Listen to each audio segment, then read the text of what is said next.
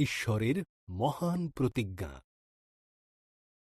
Abraham হারান দেশে বাস করত। ঈশ্বর বললেন, আব্রাহাম, আমি চাই তুমি হারান ছেড়ে অন্য কোথাও যাও। কিন্তু ঈশ্বর আব্রাহামকে কোথায় যেতে হবে তা বলেননি। ঈশ্বর বললেন, আমাকে বিশ্বাস করো। ঈশ্বর বললেন, তুমি এই দেশ ছাড়ো, আমি তোমার বংশকে এক মহান দেশ দেব। তা কিভাবে সম্ভব? আব্রাহাম ভাবতে লাগল। তার স্ত্রী সারার অনেক বয়স হয়েছিল, তাই সে সন্তানের জন্ম দিতে অক্ষম ছিল। কিন্তু ঈশ্বর বললেন, আমাকে বিশ্বাস করো। ঈশ্বর বললেন, যেখানে যেতে বলছি সেখানে যাও, এবং আকাশের তারাদের থেকেও তোমার বংশধরের সংখ্যা বেশি হবে।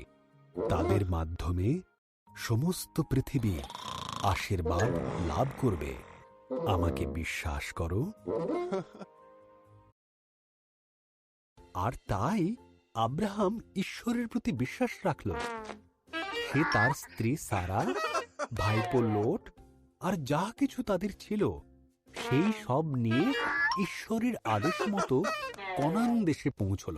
সেখানে পৌঁছে আব্রাহাম সিকিম প্রদেশে বসবাস শুরু করল। এখানে ঈশ্বর তাকে দেখা দিলেন। তিনি বললেন, এই ভূমি আমি তোমাকে আর তোমার সন্তানদের দেব। আব্রাহাম সেখানে ঈশ্বরের নামে এক পবিত্র বেদি তৈরি করল।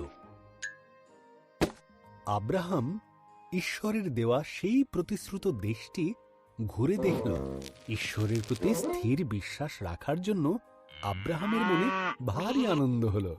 সুতরাং এখানেও ঈশ্বরের নামে সে আরেকটি বেদি তৈরি করল এবং ঈশ্বরের সমস্ত প্রতিশ্রুতির জন্য তাকে ধন্যবাদ দিল।